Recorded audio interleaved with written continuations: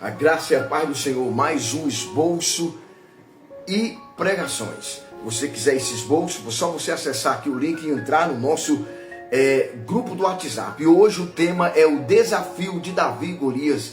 O cenário da batalha está lá em 17, aliás, no 1 Samuel, capítulo 17, versículo 4 a 1. O texto nos coloca em meio a um campo de batalha tenso, onde o medo tem dominado ali o exército de Israel. Aí chega Davi, um jovem pastor, trazendo ali suprimento aos seus irmãos, e se depara com um exército acuado, moral baixa.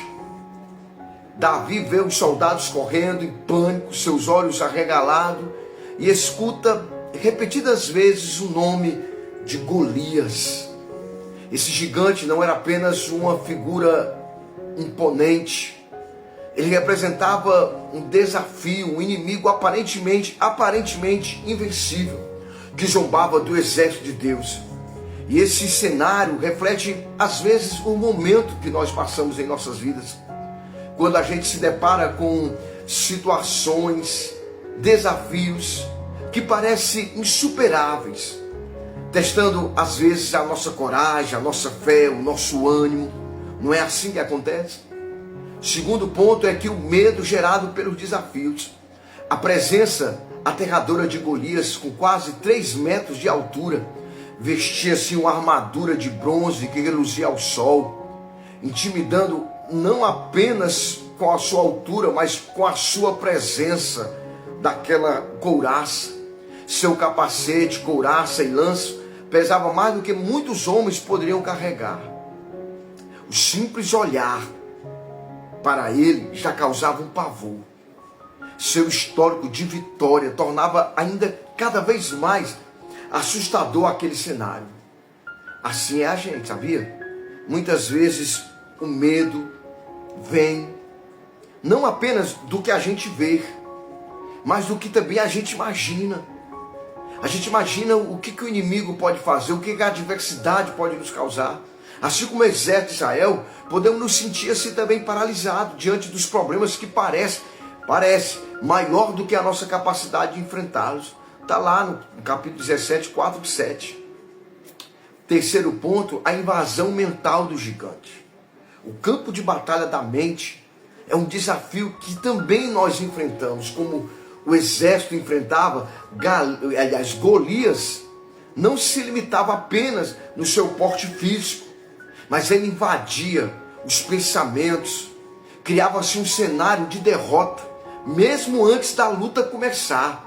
Golias não precisava nem atacar, fisicamente nem agir, mas as suas palavras e presença bastava para ocupar a mente dos soldados israelitas. Você imagina, foram 40 dias e 40 noites. Eles acordavam pensando nele, passavam o dia temendo e sendo dominado pela possibilidade dos seus corações pesados. Isso também às vezes ocorre conosco, sabe? Nossos problemas diários que podem às vezes nos consumir mentalmente, gera assim uma ansiedade, um desespero, uma falta de fé, vai nascer a dúvida. E nós vamos para o quarto ponto, que é o poder destruidor das palavras. A arma mais letal que Golias usou nesses 40 dias, 40 noites, não foi apenas em sua força, em sua aparência, mas também na capacidade de desmoralizar os seus inimigos com a palavra. Durante 40 dias ele gritou, ele insultou, ele desafiou, ele desmoralizou, corroeu a confiança do exército de Israel. Suas palavras eram como lanças que penetravam assim invisível, abatia a moral deles, criava um clima de derrota, de fraqueza. O impacto emocional foi tão grande, tão profundo, que até o rei Saul, que era o homem mais alto ali daquele exército, ele alto, forte, mas aquelas palavras tiraram sua força, tiraram seu ânimo. A palavra tem esse poder de construir ou de destruir.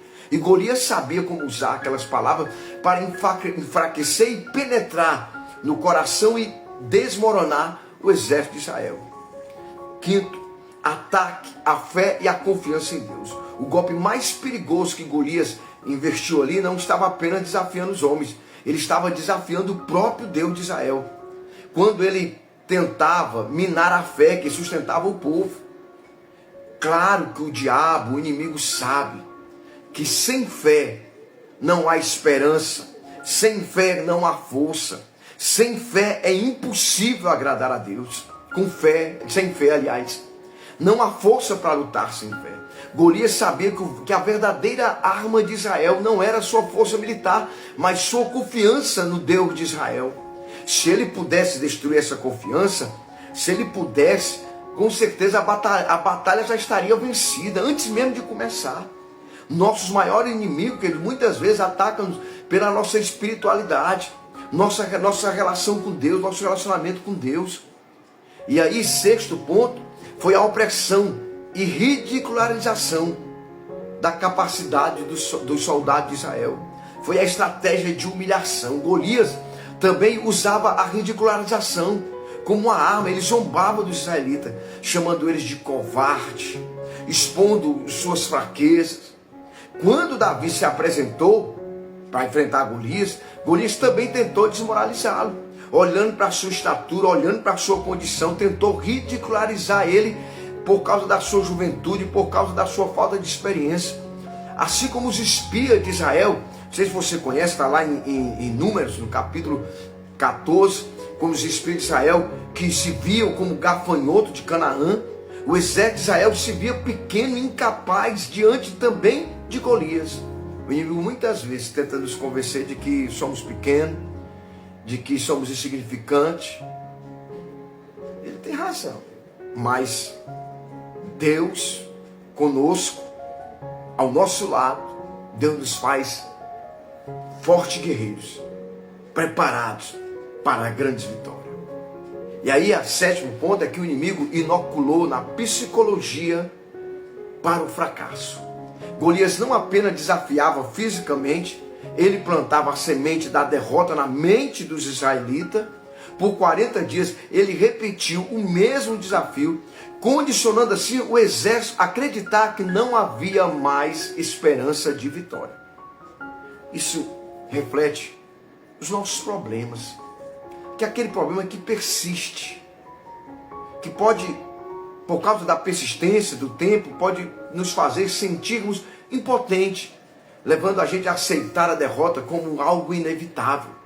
A repetição constante, pensamentos negativos, pode nos imobilizar e nos afastar do potencial que Deus colocou em nós.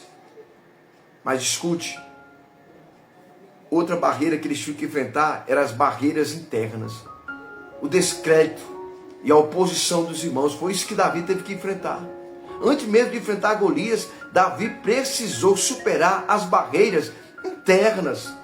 Seus próprios irmãos foram os primeiros a duvidar de suas intenções, suas motivações e sua capacidade. Eliabe, que era o irmão mais velho de Davi, confrontou Davi com palavras duras, acusando ele de ser presunçoso, dizendo que ele estava lá só por causa de curiosidade. Não foi apenas Golias que Davi teve que enfrentar, mas também a falta de credibilidade por parte dos seus próprios familiares e da comunidade ao seu redor. Muitas vezes, a maioria dos nossos desafios que enfrentamos, primeiro, vem daqueles que deviam estar nos apoiando. Nono e último, a tentativa de Saul colocar as armaduras que ele tinha lá sobre Davi. Quando Davi decidiu enfrentar Golias, o rei Saul tentou vestir ele com a sua própria armadura. No entanto, as armaduras de Saul não prestavam. Mas Davi tinha sim algo como vencer. Ele usou, primeiro, a sua intimidade com Deus. Segundo, a sua experiência com Deus. Terceiro, a fé. Quarto, o nome do Todo-Poderoso. Assim também eu lhe peço, diante dessa luta, use buscar mais intimidade com Deus, use a fé e o poder de Deus e você vai vencer em nome de Jesus. Até a próxima, se Deus quiser. Que Deus abençoe.